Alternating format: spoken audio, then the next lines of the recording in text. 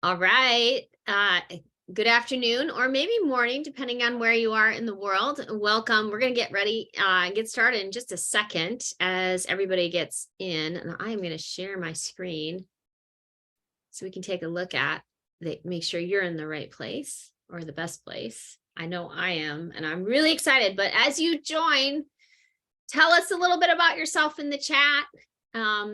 Go ahead and tell us where you are in the world. What's your weather? I'm in Minneapolis. The sun finally has come out after about 14 inches of snow over the last 2 days. So we are buried. And so anyway, Rachel, what's the weather in your area?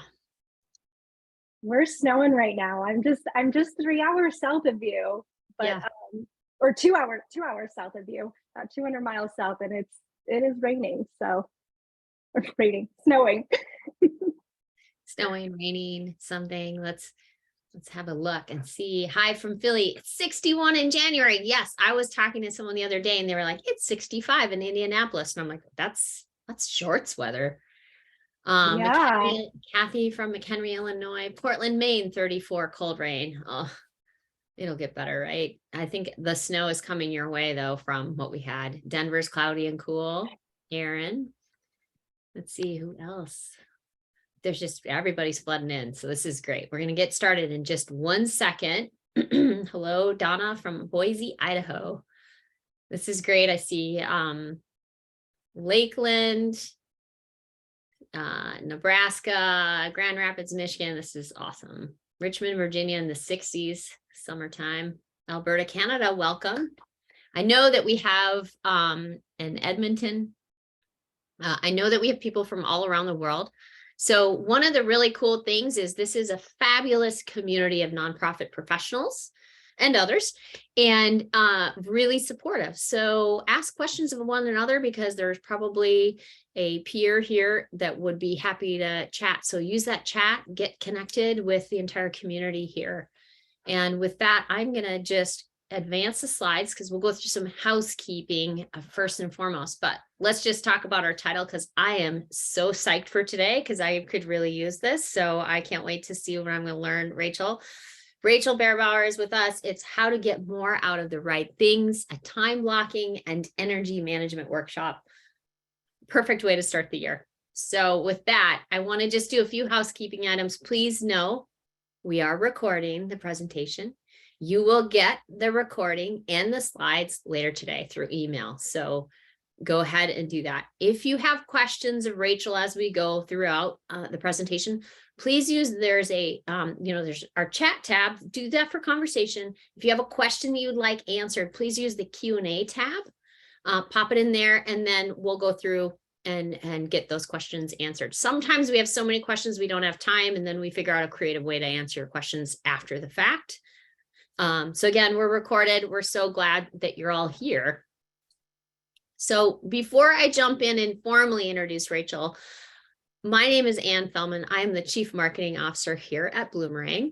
And my role and what we're all about at Bloomerang is, first and foremost, we're here to make fundraising easier. We build software to help facilitate the donor relationship. So we're here to make fundraising easier. We're here to help you foster authentic relationships with your donors and ultimately to help your nonprofit thrive. That's what we're all about.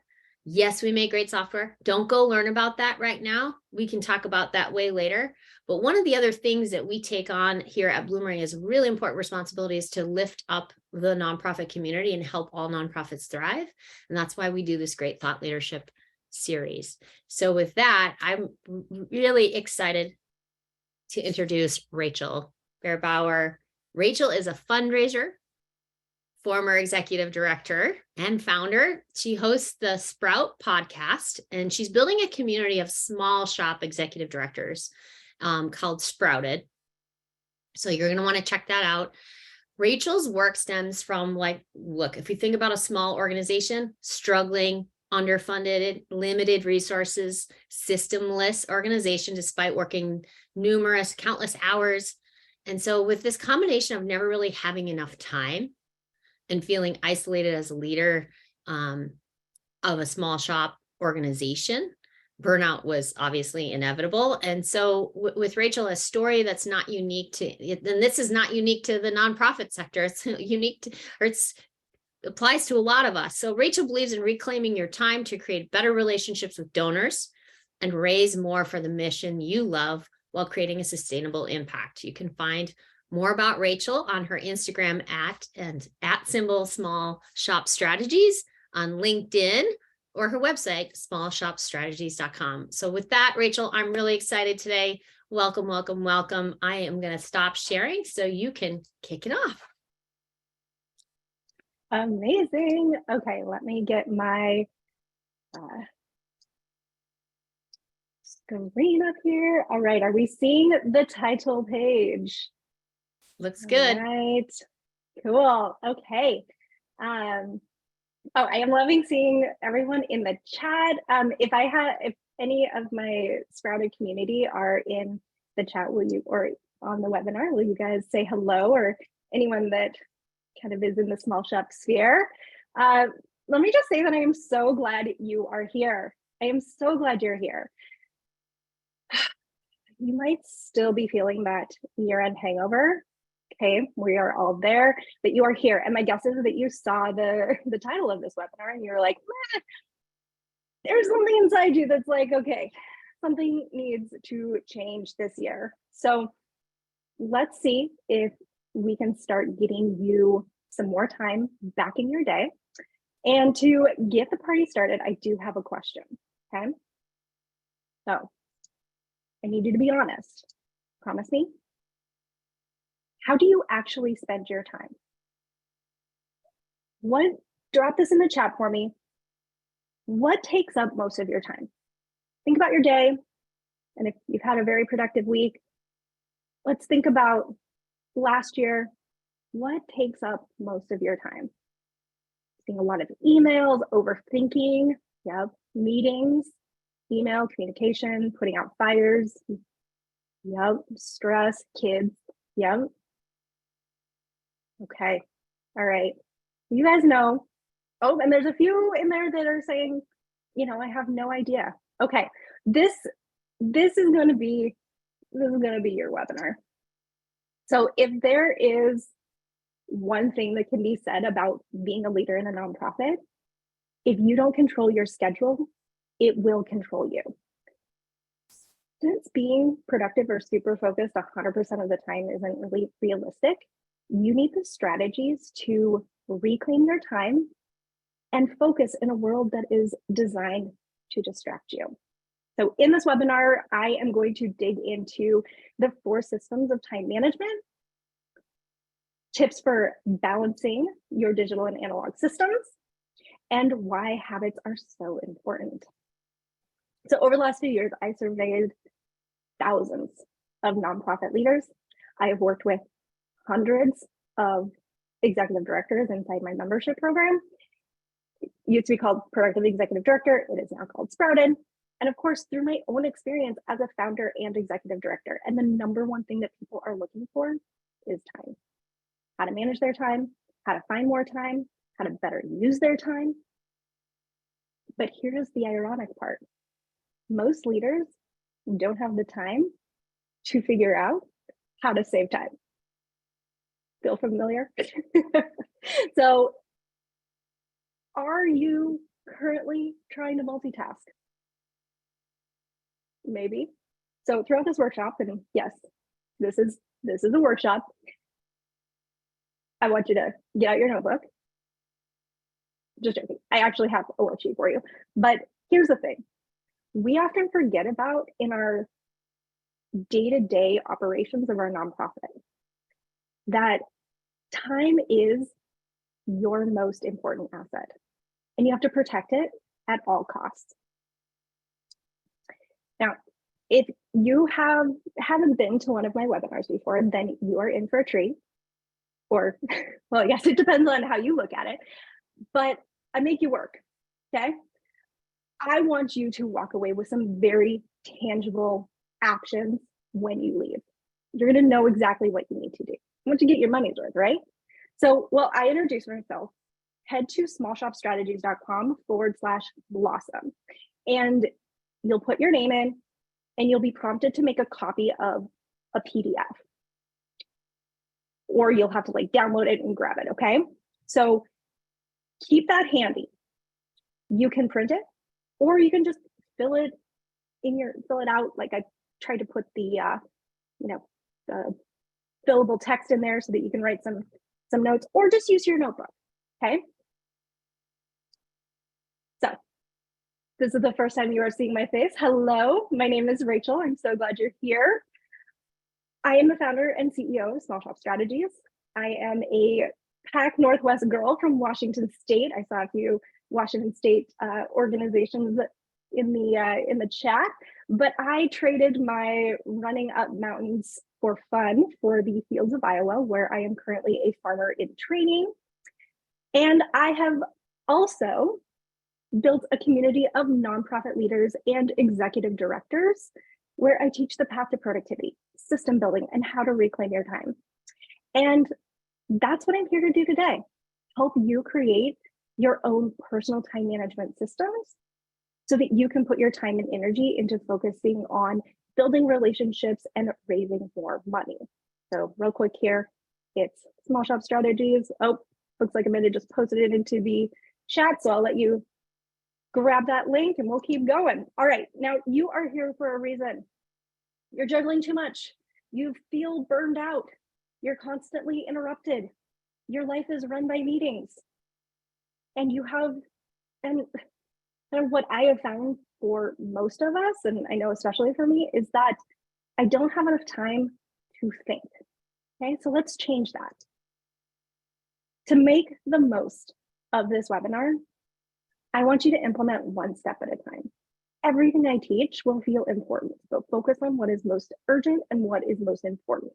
What simple actions can you take that will make your life easier right in this moment? Number two, this doesn't work if you don't take action. James Clear, the author of Atomic Habits, and someone I quote literally all the time and several times in this presentation. Let me know if you have read this book. You're good. I want to see in the chat here, but he talks all about how your life today is essentially a sum of all of your habits. So did you meet your fundraising goals? Are you optimizing your resources? Is your team achieving your annual metrics? All are a result of habits. What we repeatedly do each and every day ultimately forms the results we enjoy and the goals that we achieve. Change your habits, change your systems, and you're going to transform your life, your team, your organization. If you are feeling totally called out right now, it's cool. I've been there too. We're going to talk more about habits later, but for right now, just promise yourself that if something resonates, that you're going to take swift action and don't overthink it, okay? Reclaiming your time is all about the long game.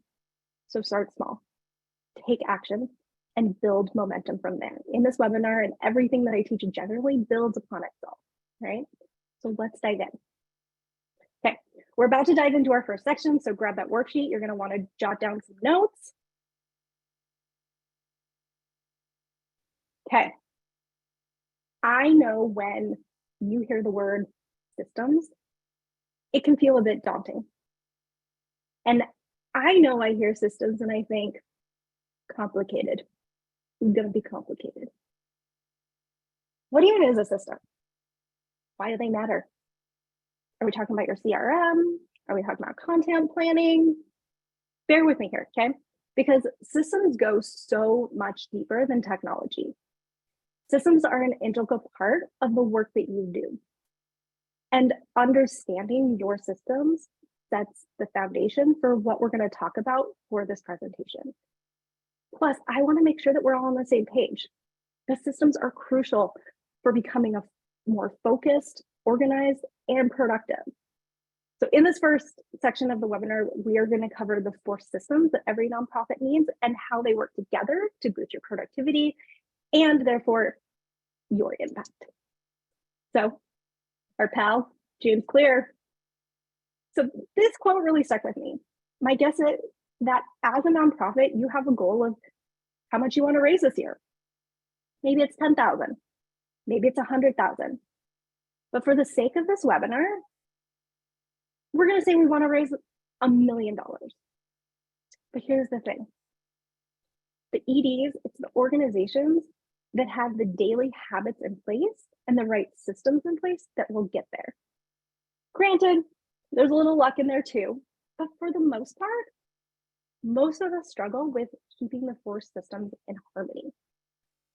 But the reason they're so important is that they help you chip away at your goals on an ongoing basis. So what is a system? There are multiple definitions, you can look it up, but for this lesson, we're going to go with a more modern definition, which is a tool or technology combined with routines and habits that help you move toward the desired outcome. Here are the 4 systems. Now, you might have more systems inside your organization and in combination with your life. For example, okay, family, you might have a meal planning system. You might have an after-school activity system. A humane society, you might have a food log system or a dog walking system to ensure that every dog gets 2 walks a day. A youth development program, you might have a new school recruitment system. Each organization is going to be different, but these are the 4 basic systems and 4 basic systems for your organization and as well as personal management. And at a minimum, each organization needs these 4 basic systems so that you, again, can stay focused, organized, and productive. So let's break down each one of these. First up, schedule management.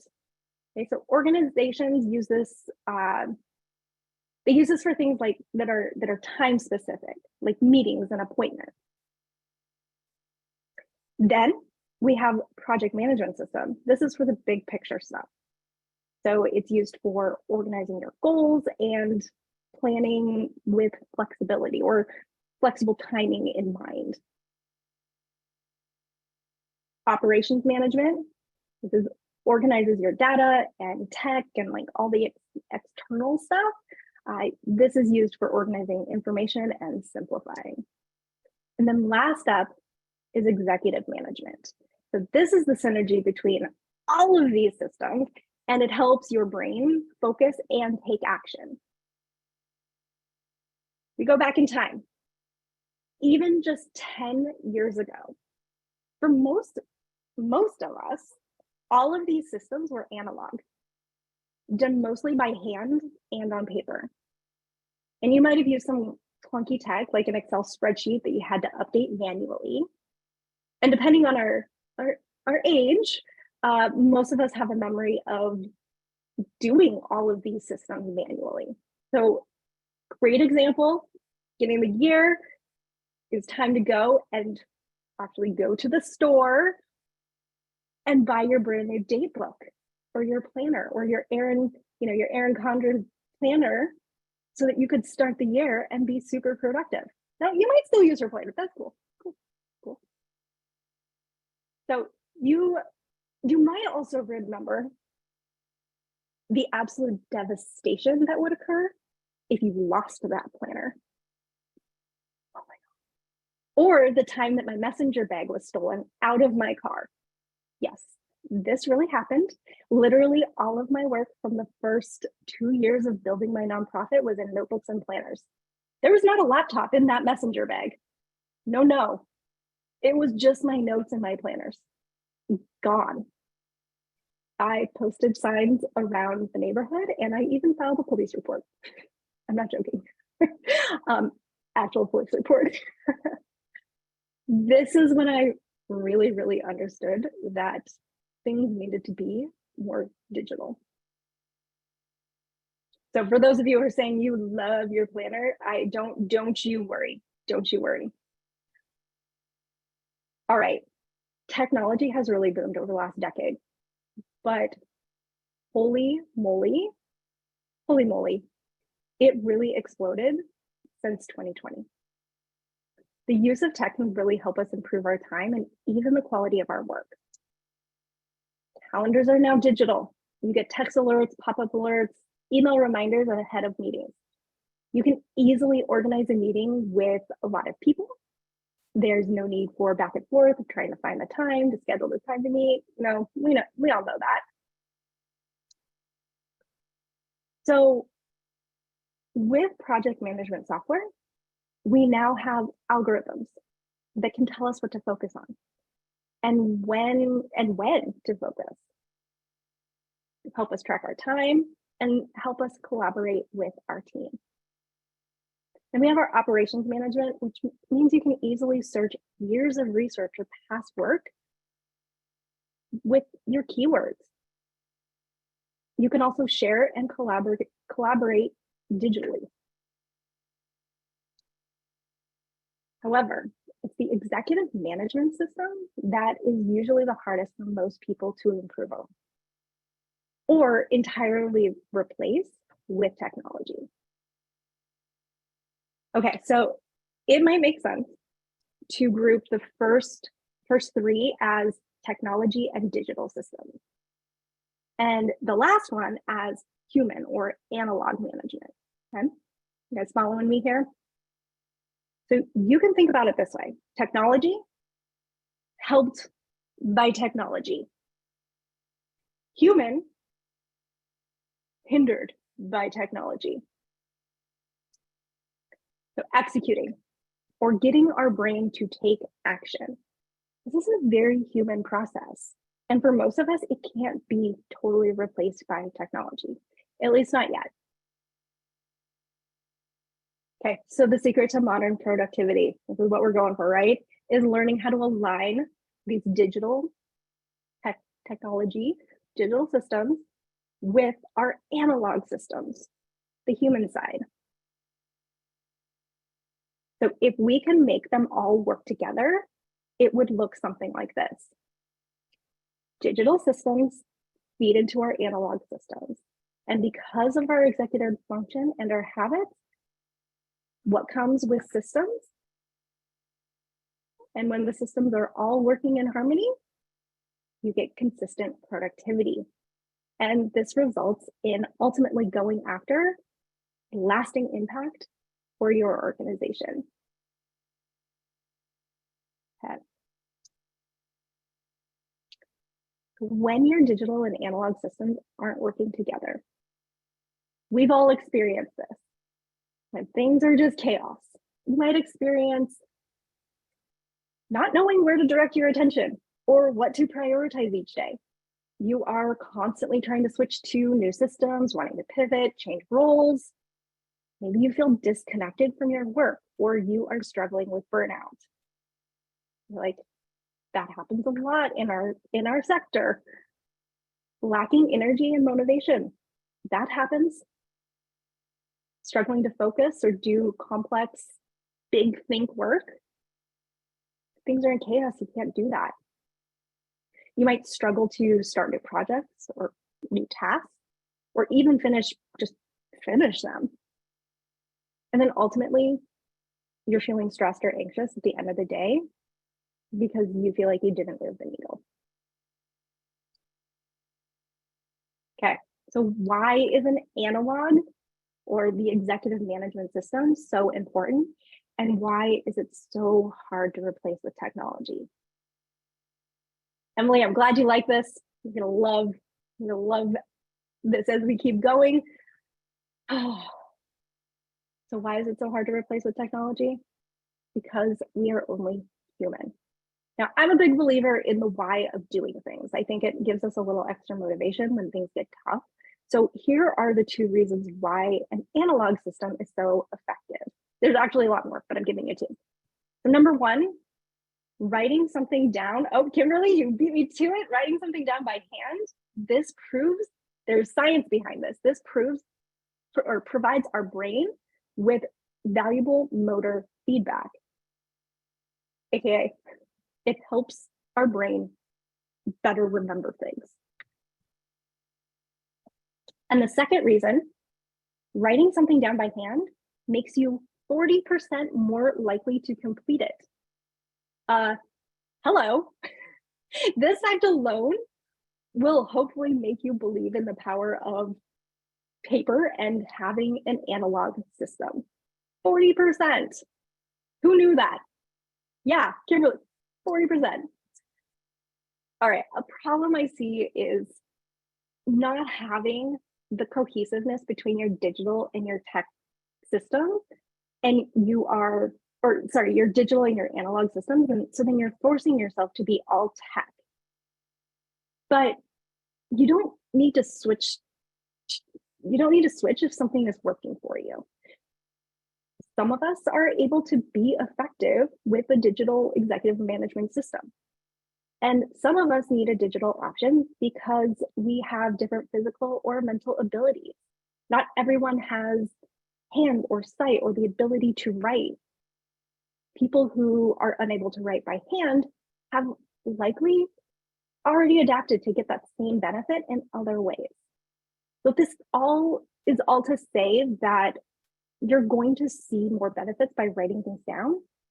But if you have found a digital system that works for you, then heck yeah, no need to make changes. So I thought I'd share what I use for each system. This doesn't mean that this is what you need to use, but I think it's always interesting to see what people use.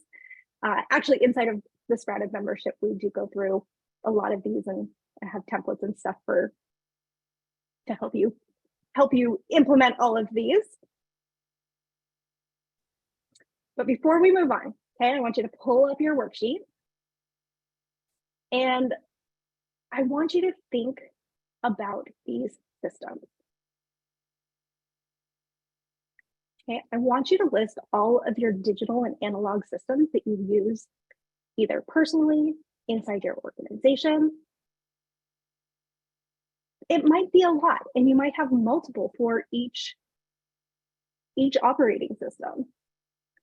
So I want you to try to list all of those down, but I also want you to think about a couple of things. Okay, what systems are working well for you? Oh, Lisa, my team is researching Airtable now as it's a project management tool. Yeah, I'm a big fan of Airtable. Big fan. Okay, so what's working well for you? What systems are you struggling with? And get really specific. Have you ever had all 4 systems working well together? I'm impressed if you do. Please tell me your secrets. What is working for you? And what do you need to try something else? Okay, so now we are on to our second part, maintaining our systems. I can't tell you how many times I've heard about a new productivity tool or a website that promises productivity, promises me to save bucket loads of time. So then I go down a rabbit hole, setting up a whole new system. And I know I'm not alone on this. Let me know if you have ever gone down a rabbit hole, set up a whole new system. And how many times have you spent hours researching the best way to use a new project management tool? Then you plan out your next 6 months. The whole thing is color coded.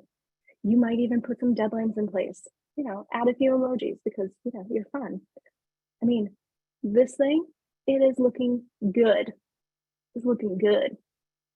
Then after a couple of days, maybe a couple of weeks, you forget that it even exists. Okay, is this resonating with anyone? Am I hitting some nerves here? The App Store is a rabbit hole. If I make it fancy, then I won't use it.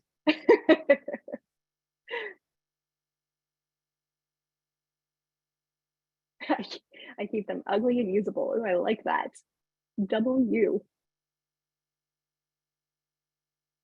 Oh, good. Okay, so systems are all fine and good until it's actually time to maintain them. But maintenance is essential to becoming more efficient and reclaiming your time. So in this next part, we're going to talk about why our systems fail and what you can do to make sure that they stick so that they can do the job they're meant to do, which is keep you on track, boost your confidence, and keep you organized. So why do our systems fail? What gives? Tina, I will definitely be sharing the slides, so don't you worry. Yeah, so why do our systems fail? Our systems fail because of entropy. Who's heard this word before? When I learned it, it was a brand new word. Left on its own, a system can decline into disorder. If the system isn't up to date with your latest priorities and to-dos, then how can you rely on it to tell you how to spend your time this week? This is annoying, right? So then what happens is that you start to lose trust in the system because there's a lack of predictability and order. Yes, Susan, science. The entropy cycle looks something like this. When the system isn't in order, you lose trust in it. Everything kind of turns into a big hot mess. And the mess looks something like this. The project management tool that was once organized and ready to roll is now sitting dusty and forgotten. So even if you try to go back to the system, you end up being too overwhelmed by the dozens of forgotten tasks and overdue deadlines. Megan just said this happens to me all the time. This happens to so many of us. And it's also possible that this is my exact project management system from December. So it totally happens to the best of us. Yeah, how did you get my Asana screenshot? Yeah, I know, I've been there. Okay, so why does this happen? Because a system on its own is just a tool. There's a simple solution. You are in need of habits. Remember that process slide I showed you a few slides ago? Okay, so if we want to have strong, reliable systems that help you move forward with your goals every single day, you're gonna need to avoid the entropy cycle. So how can we get your systems to stick? Okay, this is where we are going to add one more section onto this process. So once we have our systems in place, we are able to maintain them in the long run. But in order to do that, we need simple habits and routines to support those systems. Think of this as a workflow, okay? Where we have habits and routines that build those strong digital systems, which then feed into our analog system and then leads to consistent productivity. Okay, are you ready to move from hot mess to heck yes? Put a heck yes in the chat if you are still with me, if you are ready, because we are just a few minutes away from the game-changing and simple habit that will help you strengthen your systems. Love it. You're all with me. Lots of heck yeses. Love it. Okay, so one more time, I want you to pull up that worksheet and I want you to think about just one habit that goes with one of your systems, okay? So what this might look like, okay? In your schedule management, hi Maria, in your schedule management, this might look like adding 15 minutes before or after a meeting so that you can prep and add any assignments or takeaways after the meeting. In your project management system, sorry, first one, schedule management. Second one, project management. This might mean only assigning things to your team using the project management system. How many of us are on Slack and you're chatting with your team and you're like, hey, can you do this? So then you have a task in Slack and then you have tasks in Asana and then you have tasks like in your meeting. So a habit might be only assigning things to your team if it's in your project management system. Then your tasks aren't all over the place. So feel free to share any of these habits, any habits that you have for any of the 4 systems in the chat. I would really like to see what these habits are and what you are using.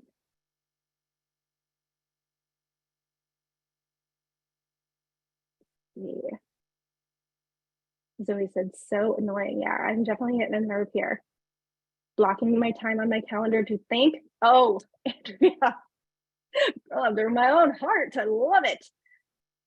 We use Notion to keep running one-on-one agenda. Oh, I love that. Pomodoro timer. This is my absolute favorite timer. So, yep. We have Zoom chat, Asana.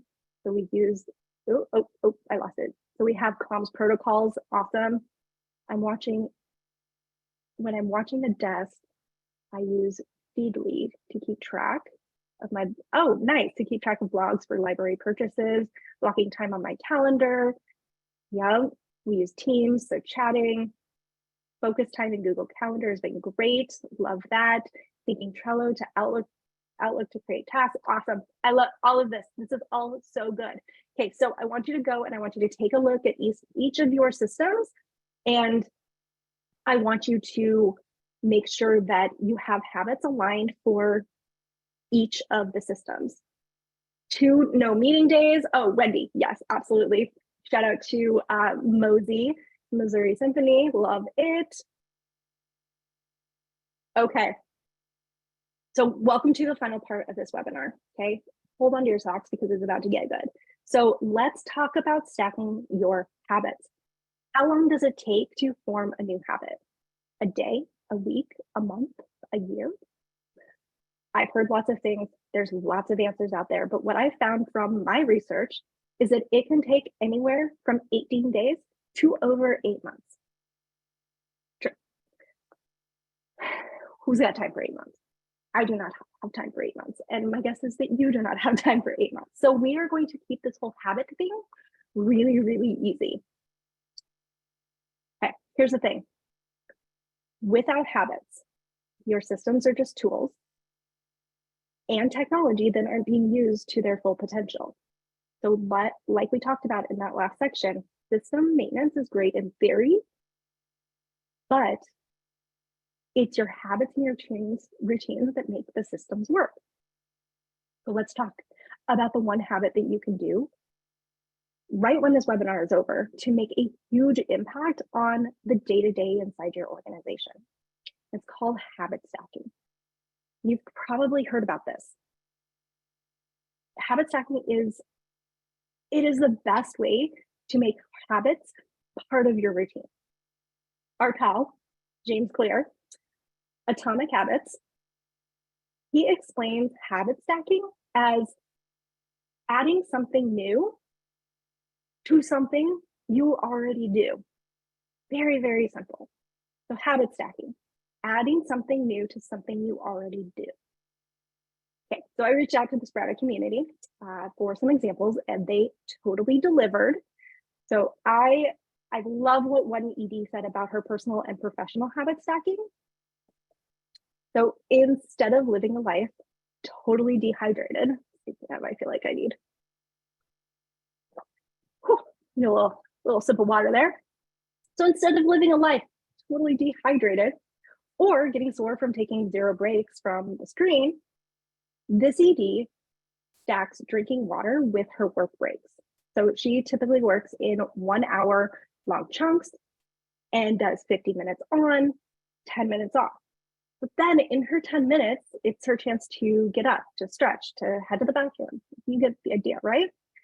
Well, she decided to get in the habit of drinking more water. So by doing that, every time she has her 10-minute break, which she is going to do, she's already built that habit, she drinks a whole glass of water. Okay. My doctor recently told me that I needed to start taking this new vitamin, but I can't take this vitamin in the morning when I take my other vitamins. I have to take it at a different time. So I am working on creating a new habit. And so I have my vitamin in the center of my counter in my kitchen so that every single day at 10 a.m. when my alarm goes off, I'm reducing the friction and I'm going in there and I take that vitamin. Okay. So my favorite thing about habit stacking is that it's all about removing that friction. You don't have to figure out where water fits in. You don't have to figure out where it is in your day. You can just stack it with something that you're already doing. Okay, so now on to a fundraising example. Kim said you don't have cats or that vitamin would be history. That is very true. I do keep it in the bottle. Okay, so fundraising example. This CD is incredible. She stacks emails with her donor check-in. So in other words, when she checks email in the morning, a habit that she already has, she sends at least one donor thank you note or does one check-in. So like a Loom video or a text message. Remember that example of all of, of organizations all wanting to raise $1 million? Okay. These are the habits that are going to get you there. So start stacking those habits. Okay. These habits are mostly frictionless. Now, I want to dive into the one major habit designed to fit seamlessly into your day and to really take you from hot mess to heck yes. Okay, so this game-changing habit occurs at the start and the end of your day. Okay, so you know those flowers that open up for the sun during the day and then close up overnight? Okay, I want you to think of it like that. So you are opening up for a new day. Just like that flower, you're opening up and then closing at the end of your workday. So you are what this does is you create a clear start and finish to your day.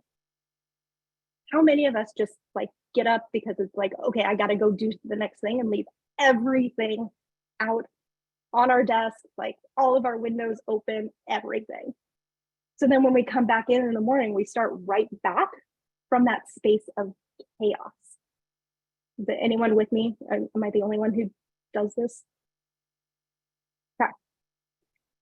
So how are we going to do this?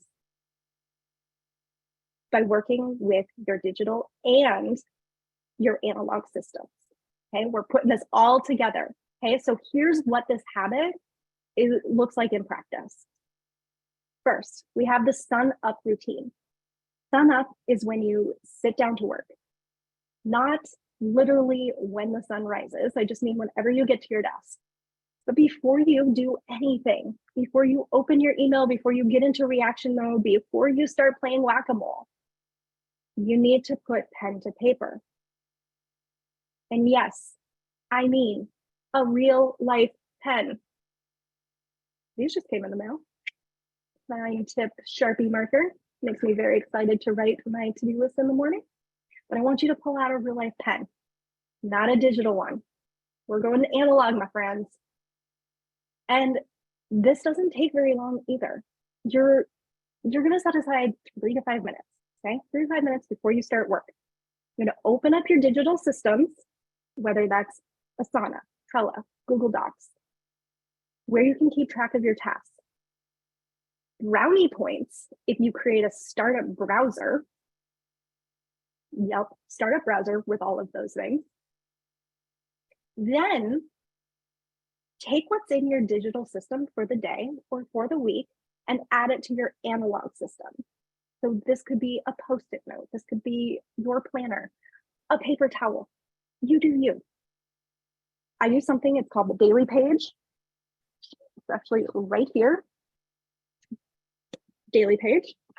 And I write a new page every single day. And you can message me if you want. I do have a code for a little discount. Now, you may be wondering, why does this step matter? And back to the why. Your list is already in your digital system. So why bother writing anything down on physical paper? Remember what we talked about earlier in this webinar? Writing something down by hand, it makes you remember. Anybody remember the exact percentage Yes, you guys are listening. Yes, so writing something down by hand makes you 40% more likely to complete it. Yes, I don't know about you, but I have no problem. I have no problem just walking away from my computer when my to-do list is inside of my computer. I don't see it, it no longer exists to me. But it's a completely different story when I have a hot pink post-it note staring at me. It's a little different. Okay, I love this idea. I love that our mind is for having ideas, not for storing them. Analog and digital systems work together to give your mind the space that it needs to be creative, to solve problems, to draw important connections, to execute tasks. Technology enhances our ability to organize information, collaborate, visualize, track huge projects. But without the analog step, it's so easy to get really overwhelmed, and then our systems can just fall apart. When it comes to taking action, executing on our tasks, our brains respond so much better to physical human systems. That's why the sun up routine, why this is key. Okay, so the next piece of this is your sundown, or your closing up of your day with your digital system. So when you sundown at the end of the day, you'll go from analog to digital. So to reconcile anything that you collected in your analog system throughout the day. So what does this look like in practice? You add your meeting notes, your new appointments, the tasks that popped up. Okay, you get the idea here. Because it's really easy to lose that random post-it with the email of the person of the foundation that your donor put a good word in for you, right? Or you don't lose the paper, but you just completely forget. So get that into your calendar to make that call the next day. So while you may not be able to make that call today, you have it in your calendar for the next day. Then you can end your day by getting that information into a place that's organized and secure. Important to have that security in your digital systems. So why does sun up and sundown work? Okay, it prevents dumpster fire mode. Instead of reacting to all of the little fires everywhere, you are leaning on your systems as reliable parts of your daily routine. 2, gives your brain valuable feedback. Making it physical shows your brain how important that the task is. That's adding to that motor feedback that we talked about earlier. Janet, I'll come back to your question about how long it takes. So number 3 is less screen time, more focus. Blue light glasses or not, staring at a screen all day is really, really tiring on our eyes. So when you work with an analog system, you don't have to feel like you're always juggling between tabs. You're focused on your analog system to get the stuff done. 4, it limits context switching. Something that we didn't talk about here, but I do have a challenge coming up. It's next week. I know some of you are already signed up for it. Wendy, I know I saw your name come through. I'll share about that in just a second, but this is something that we will definitely be talking about. But for now, know that this habit allows you to protect your brain's energy. Instead of recalibrating constantly and going in and out of digital systems, your brain is more focused. Clarity. These routines help you start the day with clear goals and a plan and understanding of the time that you have available. Last, but very, maybe the most important, this routine allows you to end your day with a sense of achievement. It turns out writing little achievements down every single day can actually change the brain. Okay. According to Harvard, there's actually a study on this. Writing down an accomplishment, no matter how small. Okay. Sweet. Oh, thanks, Natalie. According to, sorry, lost my train of thought. I saw the oh yeah, definitely spelled wrong. So have you ever written something down on your to-do list that you've already done just so you can cross it off? Yeah, yeah.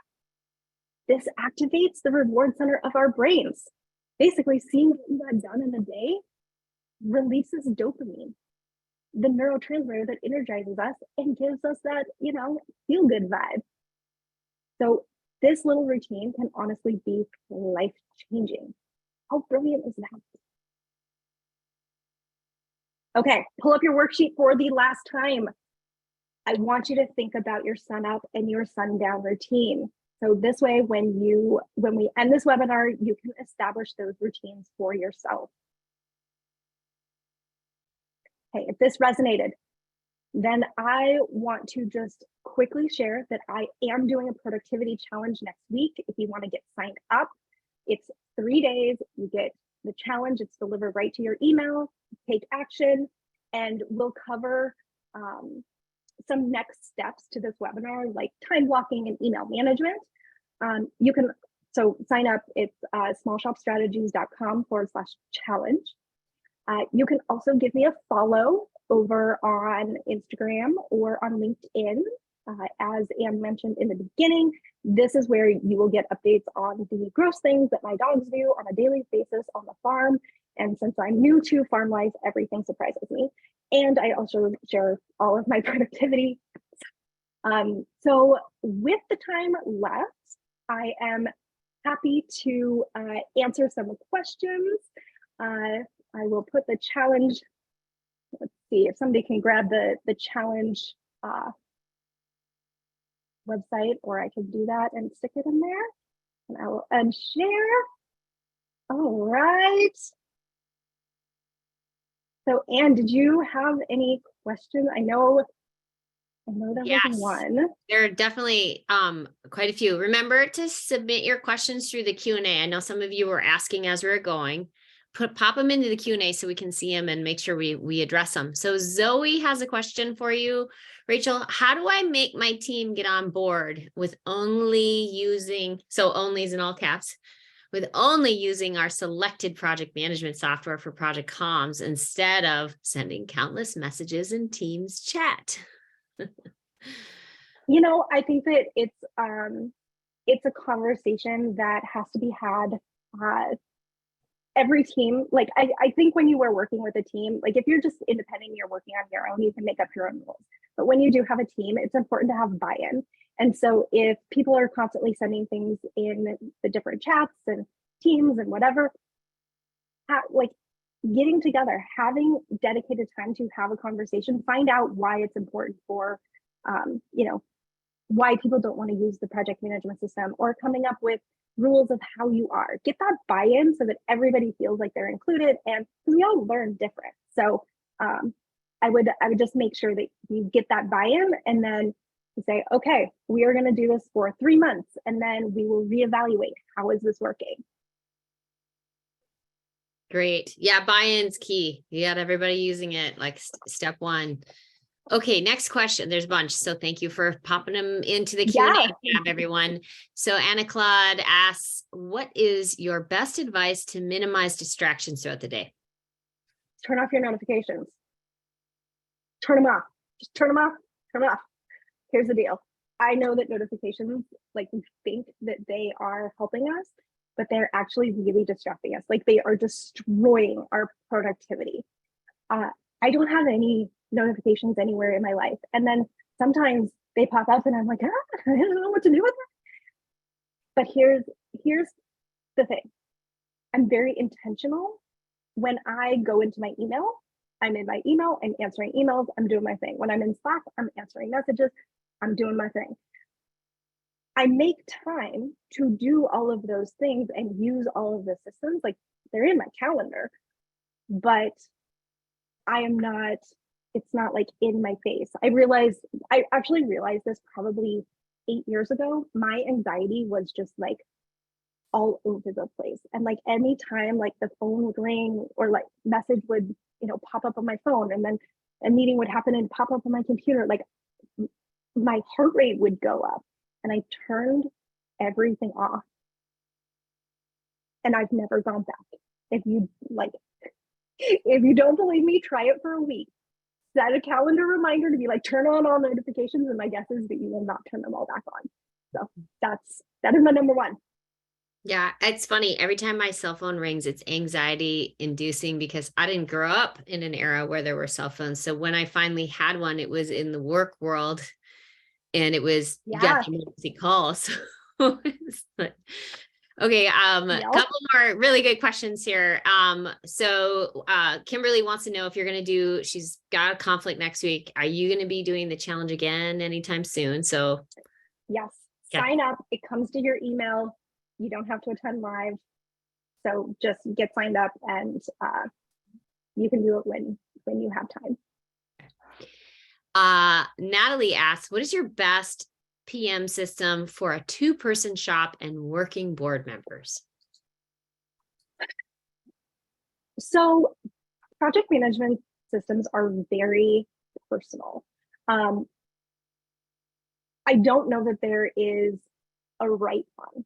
This is not the answer that you want. I think what's important is that you stick to it. You find one and you make it work. You can make it as complicated or as simple as you want. It can be a Google Doc. You can use a Google Doc, but whatever you use, just stick to it and make sure everybody understands what is the system and how you're using it. I love that. We just started in last July on the marketing team here at Bloomerang. We embraced the concept of Agile. And so we run Agile marketing, but it's a change to how you plan and design, and it's commitment and consistency. Yeah, you gotta be committed, right?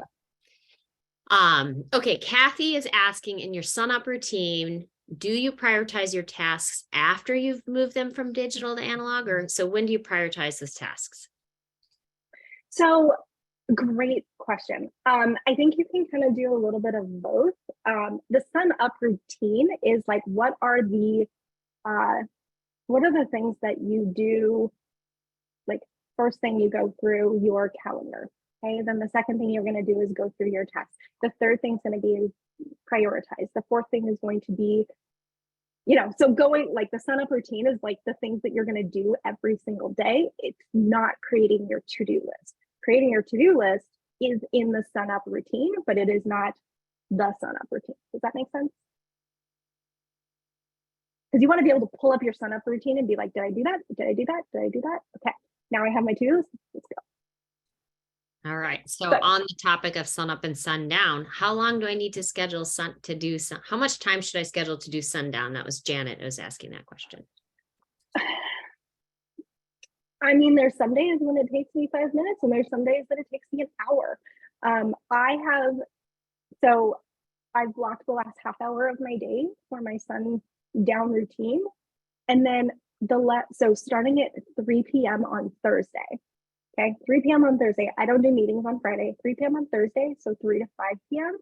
I have that whole time blocked. I used to have a 4:30 meeting, and I would end like Thursday, and I'd be like in a tizzy.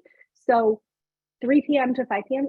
I'm like going through the whole week, making sure I didn't miss anything. So that is a new habit that I'm building right now. So. Did you hear that, everyone? She said, I don't do meetings on Fridays. And I think that holding those boundaries, right? Boundaries are commitment to boundaries. You don't have to apologize for not taking meetings on Fridays, right? Yep. Love that. Love that. Let's see. So when you think about, let's see, so speaking of boundaries, somebody asked, would love to hear any suggestions for building hard boundaries, especially at the end of the day when you work from home. Yeah. Well, this is why we have the sun up and sundown routine, because I need my routines. I